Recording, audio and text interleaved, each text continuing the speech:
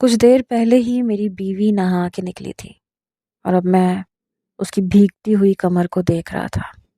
میرا دل چاہ رہا تھا کہ میں ہاتھ بڑھاؤں اور اسے اپنے قریب کر لوں، اپنے سینے سے لگاؤں اور اپنے اندر کی تشنگی مٹا لوں، لیکن کچھ مجبوریاں تھیں جن کی وجہ سے میں اپنی بیوی سے اپنا حق وصول نہیں کر سکتا تھا۔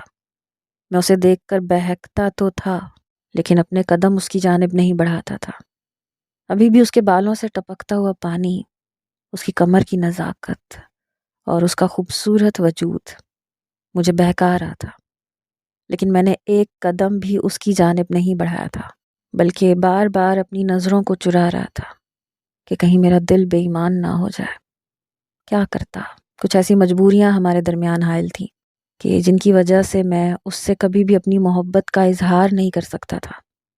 بار بار میری نگاہیں اسی کی جانب بھٹک رہی تھیں اور شاید شیشے کے پار یہ بات اس نے بھی نوٹ کر لی تھی، اسی لیے نظر بھر کے اس نے میری جانب دیکھا تھا اور پھر بستر پہ پڑے اپنے دوپٹے کو اٹھا کے اپنے شانوں پہ پھیلا لیا۔ اپنی خوبصورتی کو مجھ سے چھپاتی وہ کمرے سے باہر نکل گئی تھی اور میں بس بے خود سا اسے جاتا ہوا دیکھتا رہ گیا۔ دل میں ایک ہوک سی اٹھی، کیا ہو جاتا اگر وہ مجھ پہ اپنی نظریں کرم کر دیتی، میری محبت کے بدلے میں محبت کا اظہار کرتی، میری نگاہوں کی تپش کو محسوس کرتے ہوئے اپنے اندر کی آگ سے میری پیاس کو بجھا دیتی۔ پچھلے 2 مہینے میں جو بے چینی اور بے قراری میرے اندر پیدا ہوئی تھی، اس نے نہ صرف میری راتوں کی نیند اڑائی تھی بلکہ میں دن میں بھی سارا وقت بے چین اور پریشان ہی رہتا تھا۔ اب بھی اسے دیکھ لینے کے بعد دل ایسا بے قرار ہوا کہ کچھ بھی اچھا نہیں لگ رہا تھا۔ کچھ دیر یوں ہی بستر پہ لیٹے رہنے کے بعد میں اپنی جگہ سے اٹھا اور اس کے پیچھے کچن میں پہنچ گیا۔ اس کا دوپٹہ کچن کے دروازے کے ساتھ ہی بنے ٹائل پہ رکھا ہوا تھا اور وہ بے نیاز سی اپنے آپ میں مگن کچھ گنگناتے ہوئے کھانا بنا رہی تھی۔ میں نے آہستگی سے اسے پکارا، مہرو آج کیا پکا رہے ہو؟ میری آواز پر وہ بے اختیار ہی پلٹی تھی اور پھر میں اس کی خوبصورتی میں کھوس آ گیا۔ اس نے فوراً سے مجھے دیکھتے ہی اپنا رخ بدلا کیونکہ اس کے پاس دوپٹہ نہیں تھا۔ پھر آہستگی سے کہنے لگی کہ آپ کی پسند کا پلاؤ بنا رہی ہوں، ساتھ میں کسٹرڈ بھی بنا دوں گی۔ اس کی بات سنتے ہی میرے چہرے پہ مسکراہٹ آ گئی تھی۔ وہ میری ہر چھوٹی بڑی چیز کا خیال رکھتی تھی، میری پسند ناپسند کا ہر بات کا اسے احساس رہتا تھا، لیکن اس کے باوجود بھی نہ جانے کیوں ایک خاص قسم کی دوری ہمارے درمیان میں موجود تھی۔ میں نے آہستگی سے باورچی خانے میں قدم رکھے اور اس کے پیچھے ہی پہنچ گیا۔ اس نے میری موجودگی کو محسوس تو کیا لیکن پلٹ کے نہیں دیکھا۔ میں نے اس کے شانوں پہ ہاتھ رکھ کے اپنا سر اس کے شانے پہ ٹکایا اور اس کے کانوں میں سرگوشی کرتے ہوئے کہا، بہت ہی خوبصورت لگ رہی ہو مہرو، یہ بلو کلر تم پہ بہت جچتا ہے۔ میری اس بات پر جیسے اس کے وجود میں کرنٹ سا دوڑ گیا۔ وہ مجھے دھکیل کر کچھ دور ہٹی اور ناراضگی سے دیکھتے ہوئے کہنے لگی، شان پلیز آپ باورچی خانے سے باہر چلے جائیں، مجھے کام کرنے دیں۔ اس کے انداز میں اتنی سرد مہری تھی کہ میرے سارے ارمان ہی ٹھنڈے پڑ گئے۔ میں جب بھی کوشش کرتا وہ اسی طرح مجھے میری اوقات، میری حیثیت یاد دلاتی تھی۔ میں نے بس ایک نظر اس پہ ڈالی تھی، پھر واپس باہر نکل آیا۔ پھر میں گھر میں رکا نہیں تھا بلکہ گاڑی کی چابیاں اٹھاتا گھر سے باہر ہی نکل گیا تھا۔ سڑکوں پہ گاڑی دوڑاتے میں اپنے آپ پر سے قابو کھوتا جا رہا تھا۔ غصہ میرے سر پہ سوار تھا۔ مجھے اس بات کا بہت زیادہ افسوس ہوتا تھا کہ مہرو میری سچی محبت کو نہ محسوس کرتی تھی اور نہ ہی قبول۔ وہ میرے نکاح میں تھی، میری بیوی تھی، پھر بھی اس نے مجھے میرے ہی حقوق سے دستبردار کیا ہوا تھا اور میں اس کی محبت میں کسی خاموش دیے کی طرح جل رہا تھا۔ کئی گھنٹے تک سڑک پہ گاڑی دوڑانے کے بعد جب میں واپس گھر پہنچا تو وہ جیسے میرے ہی انتظار میں ڈائننگ ٹیبل پہ بیٹھی تھی۔ کہاں چلے گئے تھے شان؟ میں کب سے کھانے کے لیے انتظار کر رہی ہوں۔ وہ بالکل انجان بنی بیٹھی تھی، جیسے جانتی ہی نہ ہو کہ میں کس کرب سے گزر رہا تھا۔ بھوک نہیں ہے مجھے مہرو، آپ کھا لیں کھانا، میں نے سختی سے کہتے ہوئے کمرے کی راہ لی۔ اس نے دوبارہ مجھے آواز نہ دی۔ بلکہ 5 منٹ بعد وہ بھی کمرے میں ہی چلی گئی۔ مجھے اندازہ ہو گیا تھا کہ اس نے بھی کھانا نہیں کھایا، اس لیے مجھ سے رہا نہیں گیا۔ مہرو، مجھے بھوک نہیں تھی، آپ نے کھانا کیوں نہیں کھایا؟ بس ایسے ہی، مجھے بھی بھوک نہیں تھی۔ اس نے سرسری سا انکار کیا اور پھر تکیہ اٹھا کے صوفے پہ رکھ لیا، اور اس کی اس حرکت پر مجھے ایک بار پھر غصہ آیا۔ کیا ہو جاتا اگر میرے ساتھ ایک ہی بستر پہ لیٹ جاتی؟ میں کون سا ہاتھ بڑھا کے اس کے اور اپنے درمیان کی دوریوں کو مٹا دیتا؟ میں تو ان وعدوں کی زنجیروں میں جکڑا ہوا تھا جو میں نے نکاح نامے پہ سائن کرنے سے پہلے اس کے ساتھ کیے تھے۔ میں ان وعدوں کو کسی صورت توڑنا نہیں چاہتا تھا، تو پھر وہ کیوں مجھ پہ اعتبار نہیں کرتی؟ ان 2 مہینوں میں نے کبھی زبردستی اپنا حق وصول کرنے کی کوشش نہیں کی تھی، کبھی ہاتھ بڑھا کر اپنی کسی خواہش کو پورا نہیں کیا تھا، لیکن وہ تھی کہ اسے اعتبار ہی نہیں آتا تھا۔ ابھی بھی وہ بے اعتباری سے اپنا تکیہ صوفے پہ رکھے اپنے آپ کو سر تک چادر میں لپیٹ چکی تھی۔ اس کے جسم کے کسی حصے پہ میری نظر نہ پڑے، وہ خود کو اس طرح سے چادر میں چھپایا کرتی تھی، اور یہی بات مجھے بہت ٹھیس پہنچاتی تھی۔ ابھی وہ صوفے پہ تکیہ رکھتی خود کو چادر میں چھپانے کی کوشش کر رہی تھی کہ مجھ سے رہا نہ گیا۔ اتنی بے اعتباری کیوں ہے مہرو؟ کیا لگتا ہے آپ کو کہ میں آپ سے کیے وعدوں کو بھول جاؤں گا؟ میں اتنا بے اعتبار ہوں آپ کے لیے؟ میرے دل کو ٹھیس پہنچی تھی، اسی لیے لفظ خود بخود میرے لبوں سے ادا ہو گئے۔ مہرو نے بس ایک نظر مجھ پہ ڈالی تھی، پھر کہنے لگی آپ غلط سمجھ رہے ہیں شان، ایسی کوئی بات نہیں ہے۔ یہ کہتے ہوئے اس نے نظریں چرائی تھیں اور میرے چہرے پہ خود بخود طنزیہ مسکراہٹ آ گئی تھی۔ میں اس کی نظروں کا مفہوم بخوبی سمجھتا تھا۔ بنا کچھ کہے میں بستر پہ لیٹ گیا تھا، پھر اپنی آنکھیں بند کر لیں، لیکن آنکھیں بند کرتے ہی پھر وہی بے چینی میرے ارد گرد پھیل گئی۔ بے قراری نے میرے وجود کا احاطہ کیا۔ کچھ دیر میں یوں ہی لیٹا رہا، پھر واپس اٹھ کے بیٹھ گیا۔ مہرو بھی جاگ رہی تھی اور میری اس بے چینی کو محسوس کر رہی تھی۔ خود ہی آہستہ سے پوچھنے لگی، کیا بات ہے؟ آپ نے کھانا بھی نہیں کھایا، کوئی پریشانی ہے؟ میں نے ایک نظر مہرو پہ ڈالی اور اپنی جگہ سے اٹھ کے کھڑا ہو گیا۔ پتہ ہے مہرو، اگر کچھ مجبوریاں نہ ہوتی نا تو شاید میں اس کمرے میں رہ کے آپ کو مزید پریشان نہ کرتا، لیکن میں کمرہ بدل کے گھر کے ملازموں کو یہ نہیں بتانا چاہتا کہ میرے اور آپ کے بیچ میں کیا چل رہا ہے۔ آپ جانتی ہیں نا کہ اس گھر کے کافی ملازم ہمارے خاندانی ملازم ہیں، اور وہ یہاں کی ہر بات کی خبر ماما جان کو پہنچاتے ہیں، اس لیے میں بس آپ کی اور اپنی عزت کا بھرم رکھنا چاہتا ہوں، ورنہ آپ کو اس طرح اس چھوٹے سے صوفے پہ میری وجہ سے تکلیف نہ اٹھانی پڑتی۔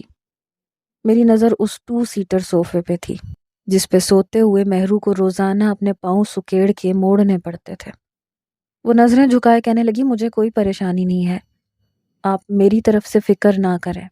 میں سمجھتی ہوں کہ آپ پہ اپنی ماما جان اور روایتوں کا کتنا پریشر ہے۔ اگر یہ نہ ہوتا تو شاید آپ مجھ سے شادی بھی نہ کرتے۔ یہ کہتے اس کا لہجہ کچھ نم ہوا تھا، اور ایک لمحے میں ہی میرے دل کو دھچکا سا پہنچا تھا۔ کیا وہ یہ سمجھ رہی تھی کہ میں نے یہ شادی کسی پریشر میں آ کے کی ہے، روایتوں کی بھینٹ چڑھ کے؟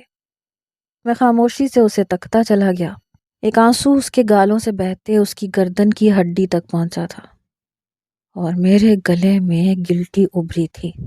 بے اختیار ہی میں اس کے قریب جا کے بیٹھ گیا۔ مہرو، آپ غلط سمجھ رہی ہیں، میں نے یہ شادی روایتوں کی زنجیروں میں جکڑے نہیں کی ہے، اپنی مرضی سے کی ہے۔ میں نے آہستگی سے اس کا ہاتھ تھاما، نرم و ملائم، سفید مخملی سا وہ ہاتھ بے انتہا گرم ہو رہا تھا۔ میں نے چونک کے اس کے ماتھے پہ ہاتھ رکھا تو مجھے اندازہ ہوا کہ وہ بخار میں تپ رہی تھی۔ مہرو، آپ کی طبیعت ٹھیک نہیں ہے؟ میرے پوچھنے پہ اس نے نظر بھر کے مجھے دیکھا تو میرا دل تڑپ گیا۔ اس کی آنکھیں سرخ انگارہ ہو رہی تھیں، ناک سوجی ہوئی تھی جیسے سارا دن روتی رہی ہو۔ کیا ہوا ہے مہرو؟ میں فوراً اس کے برابر میں صوفے پہ بیٹھا اور بے اختیار ہی وہ کچھ فاصلے پہ ہوئی۔ اس کے اس انداز نے پھر میرے اندر آگ سلگائی تھی۔ میں نے خود کو اس سے کچھ فاصلے پہ کیا اور پھر پوچھا، کیا ہوا ہے مہرو؟ آپ مجھ سے ناراض ہو کے گئے تھے نا؟ وہ بے بسی سے لب کاٹتے ہوئے پوچھ رہی تھی۔ میں نے اپنی انگلی سے اس کے لبوں کو اسی کے دانتوں سے چھڑوایا۔ اس کی اس حرکت نے اس کے لبوں کو گلنار کر دیا تھا۔ وہ جھجکتے ہوئے مجھے دیکھنے لگی۔ بتائیں نا، آپ ناراض ہیں مجھ سے؟ معصومیت سے پوچھتے اس نے میری آنکھوں میں جھانکا تھا۔ دل چاہا تھا کہ اپنی ناراضگی کا اظہار کر دوں، کہوں کہ مجھ سے یوں بے اعتبار نہ ہوا کرے، مگر میں نے نفی میں سر ہلا دیا۔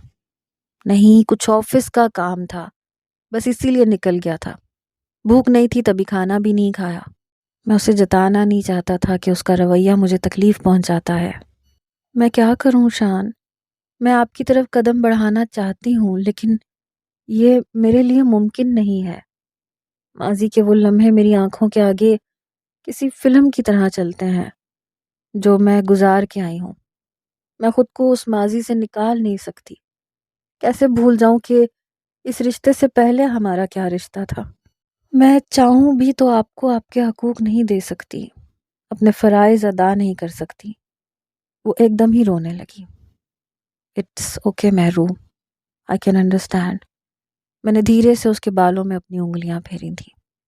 میں جانتا ہوں کہ آپ کس اذیت سے، کس کرب سے گزر رہی ہیں۔ یہ بھی جانتا ہوں کہ آپ کے لیے ہمارے رشتے کو قبول کرنا کتنا مشکل ہے۔ میں بھی آپ کو تکلیف نہیں پہنچانا چاہتا، لیکن اس طرح آنسو بہا کے آپ خود کو اذیت تو نہ دیں۔ میں وعدہ کرتا ہوں آپ سے کہ کبھی آپ کے ساتھ کوئی زیادتی نہیں کروں گا، کبھی ہاتھ بڑھا کے اپنے حقوق نہیں سمیٹوں گا، جب تک آپ خود اس رشتے کو دل سے قبول نہ کریں۔ دھیمی سی مسکراہٹ اپنے لبوں پہ سجائے میں اسے یقین دلانا چاہتا تھا کہ میں قابل اعتبار ہوں، وہ مجھ پہ اعتبار کر سکتی ہے۔ اپنے آنسو پونچھتے ہوئے اس نے دوبارہ سے خود کو چادر میں چھپایا۔ آپ بیڈ پہ سو جائیں مہرو، میں آفس کے کچھ کام کروں گا، اسی لیے میں صوفے پہ ایڈجسٹ کر لوں گا۔ مجھے اندازہ ہو رہا تھا کہ اس کے پیروں میں تکلیف ہے۔ ظاہر سی بات ہے، وہ روزانہ اتنی چھوٹی سی جگہ میں ایڈجسٹ ہو کے سوتی تھی۔ نہیں، میں ٹھیک ہوں، اس نے پھر انکار کیا۔ میں نے زبردستی اس کا تکیہ اٹھا کے بیڈ پہ رکھ دیا اور اپنا تکیہ صوفے پہ۔ وہ بیڈ پہ لیٹتے ہی کچھ دیر بعد ہی سو گئی تھی اور میں لیپ ٹاپ کھول کے بیٹھ گیا تھا۔ مجھے کوئی خاص کام نہیں تھا۔ اس کے سونے کے بعد میں نے لیپ ٹاپ بند کیا۔ جب تکیے پہ سر رکھا تو مجھے تکیے کے نیچے کچھ محسوس ہوا۔ تکیے کے نیچے ہاتھ ڈالا تو مہرو کا کیچر میرے ہاتھ میں آ گیا۔ سلور کلر کا وہ ایک بڑا سا کیچر تھا جو اس کے لمبے گھنے بالوں کو سمیٹ کے رکھتا تھا۔ رات کو وہ یہ کیچر اپنے بالوں سے نکال کے بالوں کو آزاد کر کے سوتی تھی۔ میں بے اختیار اس کیچر کو اپنے لبوں سے لگا گیا۔ انجانے میں ہوئی اس حرکت نے مجھے اس قدر سکون پہنچایا کہ میں نے پھر اس کیچر کو اپنے لبوں سے جدا نہ کیا، بلکہ اسی طرح ساری رات گزار دی۔ میری نظریں مہرو کے وجود پر تھیں اور میرے ہاتھوں میں اس کا کیچر تھا۔ ایسے ہی صبح کا سورج روشن ہو گیا۔ میں نے اٹھ کے وضو کیا، جائے نماز بچھا کے کھڑا ہو گیا۔ خدا کے حضور میں اپنی اور مہرو کی خوبصورت زندگی کے لیے دعائیں مانگ رہا تھا، اور پھر جب میں سلام پھیر کر پلٹ کے دیکھا تو مہرو بستر پہ بیٹھی میری ہی جانب دیکھ رہی تھی۔ میری نظریں اس کی نظروں سے ٹکرائیں تو اس نے بے اختیار نظریں چرا لیں۔ جائے نماز فولڈ کرتا میں بیڈ کے قریب چلا آیا۔ باہر چلیں واک کرنے؟ میں نے خود ہی اس سے پوچھ لیا تھا۔ اس نے اپنے گرد شال لپیٹی اور اٹھ کھڑی ہوئی، پھر میرے ہمراہ گارڈن میں چلی آئی۔ اس کے قدم سے قدم ملاتے مجھے بہت اچھا لگ رہا تھا۔ ہلکی ہلکی خنکی تھی، سورج کی کرنیں بنا کسی تپش کے ہمارے چہرے کو روشن کر رہی تھیں۔ میری نظر بس اس کے سوکھے لبوں پہ ٹھہر سی گئی تھی۔ میں نے اکثر اس کے لبوں کو اسی طرح سوکھا کھردرا پایا تھا۔ اسے اپنے لب کاٹنے کی عادت تھی یا پھر نوچنے کی۔ اکثر بے خیالی میں بھی وہ اپنے لب کاٹا کرتی تھی اور پریشانی میں بھی۔ مہرو نے میری نظروں کے ارتکاز کو محسوس کیا تو ایک بار پھر اس نے اپنے لب کاٹنے شروع کر دیے۔ مہرو، یہ کیا کرتی ہو؟ بے اختیار ہی میں نے اسے ٹوکا تھا۔ جی کیا؟ وہ ایک دم حیرانی اور پریشانی سے پوچھ رہی تھی۔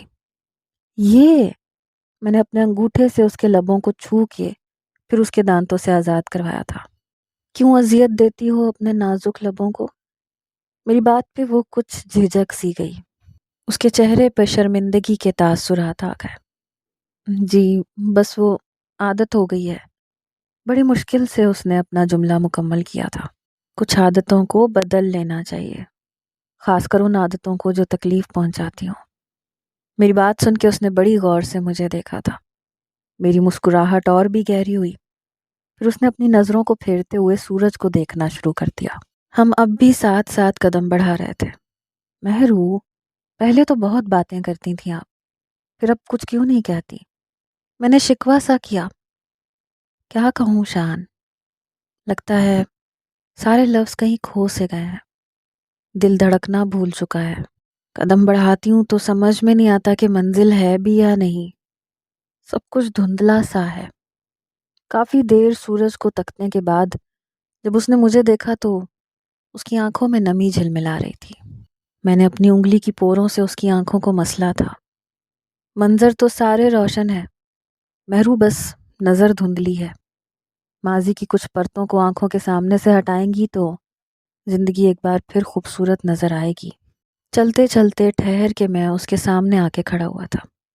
کچھ لمحے تک مجھے دیکھتے رہنے کے بعد وہ واپس اندر کی طرف مڑ گئی اور تیز تیز قدم اٹھاتی چلی گئی۔ کچھ دیر ٹھہر کے میں بھی اس کے پیچھے کمرے میں چلا آیا۔ وہ واش روم میں تھی، شاید شاور کی آواز آ رہی تھی۔ میں ایسے ہی بیڈ پہ بیٹھ گیا۔ پھر جب وہ باہر نکلی تو ایک بار پھر میری نگاہیں بہکنے لگی۔ سیاہ رنگ کا جوڑا پہنے وہ پوری طرح دمک رہی تھی۔ وہ آئینے کے سامنے جا کے کھڑی ہوئی تو میں پھر سے اس کے پاس چلا گیا۔ لپ گلاس نکال کے میں نے اس کے ہاتھ میں پکڑا دی۔ وہ سوالیہ نظروں سے میری جانب دیکھنے لگی۔ میں خود ہی اس کے کان کے قریب جھک گیا اور آہستگی سے سرگوشی کی۔ جب تک مجھے سارے حقوق نہیں دیتی تب تک اسی سے اپنے ہونٹوں کو خوبصورت بنا لو۔ مجھے تمہارے یہ سوکھے لب بہت پریشان کرتے ہیں۔ یقین جانو ہر وقت میرے ذہن اور تصور میں تمہارے سوکھے لبوں کا خیال آتا رہتا ہے۔ پیچھے ہٹتے ہوئے میں نے اپنی انگلی کو پھر سے اس کے لبوں پہ پھیرا تھا۔ واضح کھردرا پن مجھے محسوس ہوا تھا اور پھر میں مسکراتے ہوئے کمرے سے باہر نکل آیا تھا۔ لاکھ میں خود کو روکنے کی کوشش کرتا تھا لیکن دل آوارہ پھر اسی کی طرف دوڑا کرتا تھا۔ جب جب خود سے وعدہ کرتا تھا کہ اس سے دور رہوں گا تب تب میری روح تک اس کی جانب مائل ہو جایا کرتی تھی۔ کیسے بتاتا میں مہر النساء کو کہ میرے دل میں اس کے لیے کیسے جذبات تھے۔ مجھ میں اتنی ہمت نہیں تھی کہ اپنے دل کی ہر بات اس کے آگے کھول کے رکھ دیتا، اور نہ ہی اتنا حوصلہ تھا کہ اس ٹوٹی بکھری لڑکی کو اپنے اندر سمیٹ لیتا۔ میں ایسے ہی ڈائننگ ٹیبل پہ آ بیٹھا۔ کچھ ہی دیر بعد وہ بھی میرے پیچھے چلی آئی۔ ملازمہ نے ناشتہ لگا دیا تھا۔ میں خاموشی سے ناشتہ کرنے لگا۔ مجھے گاؤں جانا ہے۔ ناشتہ کرتے کرتے مہرو نے اچانک ہی گاؤں جانے کی بات کی اور میں نے چونک کے اسے دیکھا۔ ابھی تو میں نے اپنے آپ کو اس کے قریب جانے کے لیے رضامند کیا تھا اور اب وہ گاؤں جانے کی بات کر رہی تھی۔ میری سوالیہ نظروں کو محسوس کرتے وہ بہت آہستگی سے کہنے لگی، شہرام کی برسی ہے 2 دن کے بعد، ماما جان نے گاؤں بلوایا ہے۔ شہرام کی برسی، کیا وہ تاریخ دوبارہ لوٹ آئی تھی؟ میرے دل کی دھڑکنیں بے ترتیب سی ہوئی تھیں۔ میں جتنا ماضی کو ہماری زندگی سے نکالنا چاہتا تھا، ماضی بار بار پنوں کی طرح پلٹ کے ہمارے سامنے آ جایا کرتا تھا۔ اب بھی میں نے کوشش کی تھی کہ کسی طرح مہرو ماضی سے باہر نکل آئے، لیکن دوبارہ وہی بے رحم تاریخ آ گئی۔ ایک لمحے میں میرے سارے ارمان چکنا چور ہو گئے۔ ماضی نے پھر مجھے ایک جھٹکا لگایا تھا۔ ٹھیک ہے، کیلنڈر تو بدل جاتے ہیں لیکن تاریخیں نہیں بدلتی۔ نیا سال، نیا کیلنڈر، لیکن پھر وہی تاریخ چلی آئی جو ہماری زندگیوں میں کسی سیاہ باب کی طرح تھی۔ اپنے جذبات پہ قابو پاتے میں نے اپنے لہجے کو مستحکم کرتے مہرو کی بات کا جواب دیا تھا، میں خود شام کو تمہیں گاؤں لے کے چلوں گا۔ بنا کچھ کہے میں نے بس حامی بھر لی تھی۔ نظریں جھکائے وہ آہستگی سے کہنے لگی، میں ڈرائیور کے ساتھ چلی جاؤں گی، ابھی نکلوں گی تو رات تک پہنچ جاؤں گی۔ اگر ہم شام میں نکلیں گے تو راستے میں ہی رات ہو جائے گی، راستہ محفوظ نہیں ہے۔ اس نے فوراً میرے ساتھ جانے سے انکار کیا تھا۔ میرے چہرے پہ ایک دھیمی سی مسکراہٹ آ گئی تھی۔ اچھی طرح جانتا تھا کہ اس انکار کے پیچھے کی وجہ کیا تھی۔ وہ میرے ساتھ گاؤں کا سفر طے نہیں کرنا چاہتی تھی۔ وہ ان راستوں پہ میری ہمدم نہیں بننا چاہتی تھی جن راستوں پر وہ کبھی شہرام لالا کے ساتھ سفر کیا کرتی تھی۔ آپ میری ذمہ داری ہیں مہرو، میں کسی ڈرائیور کے ساتھ آپ کو گاؤں جانے کی اجازت نہیں دے سکتا۔ میں دوپہر تک لوٹ آؤں گا، آپ تیاری کر لیجیے گا۔ مضبوط لہجے میں اپنا فیصلہ سناتے میں ناشتہ چھوڑ کے کھڑا ہو گیا۔ اب مزید بھوک نہیں تھی۔ چابیاں اٹھاتے میں نے باہر کا رخ کیا اور ایک بار بھی پلٹ کر مہرو کا چہرہ نہیں دیکھا تھا۔ میں نہیں جاننا چاہتا تھا کہ میرے اس فیصلے پر اس کے تاثرات کیسے ہیں، بس اتنا جانتا تھا کہ وہ میری ذمہ داری ہے، اس کی حفاظت، اس کا خیال مجھ پر لازم ہے، میرا فرض ہے۔ میں شاہان حیات، مہر النساء حیات کا شوہر تھا اور اپنے فرائض نبھانا اچھی طرح جانتا تھا۔ باقی کا دن میرا بے چینی میں ہی گزرا۔ گاؤں سے ماما جان کی کال آئی، وہ برسی کے ضروری انتظامات کے بارے میں بات کر رہی تھی اور میں نے انہیں اپنی واپسی کی خبر سنا دی۔ یہ سن کے انہیں اطمینان ہو گیا تھا۔ پھر دوپہر کو میں سب کچھ چھوڑ چھاڑ کے واپس گھر پہنچ گیا تھا، جہاں مہر النساء میری منتظر بیٹھی تھی۔ اس کے چہرے کی سوگواریت نے میرے دل کی دنیا کو تہس نہس کر دیا تھا۔ بنا کچھ کہے میں نے اسے گاڑی کا دروازہ کھول کے فرنٹ سیٹ پہ بٹھایا تھا اور خود ڈرائیونگ سیٹ پہ بیٹھ کے ایک طویل سفر کی شروعات کرتی تھی۔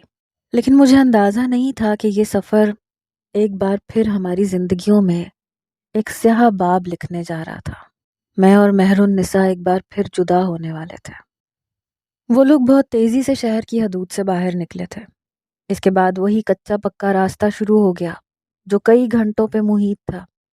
رات کی تاریکی پھیلنے لگی، مغرب کی اذانیں ہو کر بھی کافی دیر گزر چکی تھی۔ ایک پیٹرول پمپ پہ رک کے کچھ دیر شاہان حیات نے مغرب کی نماز ادا کی۔ کچھ بسکٹس وغیرہ خریدنے کے بعد دوبارہ ان کا سفر شروع ہو گیا۔ عشاء کی اذانیں بھی راستے میں ہی ہوئیں اور تاریکی میں اور بھی اضافہ ہو گیا۔ شاہان کی نظریں کسی پیٹرول پمپ یا ایسی کسی جگہ کو تلاش کر رہی تھیں جہاں وہ عشاء کی نماز بھی ادا کر سکے، لیکن اسے کہیں کوئی پیٹرول پمپ نظر نہیں آیا تھا۔ پھر دور اندھیرے میں ایک جھونپڑی دکھائی دی۔ میں سوچ رہا ہوں یہاں رک کے میں نماز ادا کر لوں۔ شاہان نے مہر النساء کی جانب دیکھا جو نہ جانے کن خیالوں میں کھوئی تھی۔ شاہان کی بات سن کے اس نے چونک کے شاہان کو دیکھا۔ نہیں شاہان، تاریکی بہت زیادہ ہے اور پھر یہ جگہ بھی بہت ویران سی ہے۔ گاؤں آنے میں 2-3 گھنٹے ہی رہ گئے ہیں، پھر آپ نماز ادا کر لیجئے گا۔ مہرو نے ارد گرد کے سناٹے کو دیکھتے ہوئے شان کو رکنے کے لیے منع کر دیا تھا۔ مہرو کی اس بات پر سر ہلاتے شاہان گاڑی کو آگے بڑھا کے لے گیا۔ بہت تیزی سے وہ گاؤں کی جانب بڑھ رہے تھے جب ہی اچانک ایک تیز فائر فضا میں گونجا تھا۔ شاہان نے گھبرا کے گاڑی روکی تھی۔ مہرو کے چہرے پہ بھی ہوائیاں اڑنے لگیں۔ شاہان نے تیزی سے گاڑی کے ڈیش بورڈ سے اپنی گن برآمد کی۔ شان پلیز گاڑی سے مت اتریں، ہمیں گاؤں کی طرف جانا ہے، آپ کیوں گاڑی روک کے اتر رہے ہیں؟ گاڑی سے اترتے ہوئے شاہان کا ہاتھ مہر النساء نے تھام لیا۔ پلیز مت اتریں نا گاڑی سے، گاڑی آگے بڑھائیں۔ وہ منتوں پہ اتر آئی تھی، چہرے پہ خوف تھا۔ شاہان نے اس کے چہرے کے تاثرات دیکھے تو گن اپنی گود میں رکھتا ہوا وہ پھر سے گاڑی چلانے لگا۔ لیکن کچھ ہی دیر بعد اس قدر تیزی سے فائر کی آوازیں گونجی تھیں اور ساتھ ہی ٹائر پھٹنے کی آوازیں بھی سنائی دی تھیں۔ گاڑی نے ایک بل کھایا اور سڑک سے اترتے ہوئے کچے میں جا کے رکی۔ مہر النساء کی چیخوں نے شاہان کے بھی ہوش اڑا دیے تھے۔ مہرو، کیا ہو گیا؟ حوصلہ رکھو۔ اس مشکل وقت میں بھی شاہان نے اسے ڈانٹ کے چپ رہنے کو کہا تھا۔ شان، یہ کیا ہو رہا ہے؟ مہر النساء کی آنکھوں میں آنسو آ گئے تھے۔ وہ خوف سے تھر تھر کانپ رہی تھی۔ اور پھر کچھ ہی دیر بعد 4 نقاب پوش آدمی ان کی گاڑی کے پاس آ کے کھڑے ہو گئے۔ ہاتھوں میں بڑی بڑی رائفلیں تھیں۔ شاہان گہرا سانس بھر کے رہ گیا تھا۔ پل بھر میں ہی اسے سمجھ آ گیا تھا کہ یہ کون لوگ ہیں۔ ان میں سے ایک نقاب پوش ڈاکو نے اپنے چہرے پہ سے نقاب ہٹایا اور شاہان کے چہرے پر طنزیہ مسکراہٹ آ گئی۔ ہاتھوں میں اپنی گن سنبھالے وہ گاڑی سے اترنے کو تیار تھا، لیکن بدقسمتی یہ کہ وہ تنہا نہیں تھا۔ دوسری طرف سے ایک آدمی نے گاڑی کا دروازہ کھولا اور مہر النساء کی کن پٹی پہ گن رکھ دی۔ وہ شاہان حیات پوری طرح بے بس ہو گیا تھا۔ ماضی کا وہی واقعہ دوبارہ رونما ہونے والا تھا جس میں اس نے اپنے لالا کو کھویا تھا۔ شہرام لالا کو۔ اب کی بار باری شاہان حیات کی تھی یا پھر محرون نسا حیات کی، یہ تو وقت ہی بتانے والا تھا۔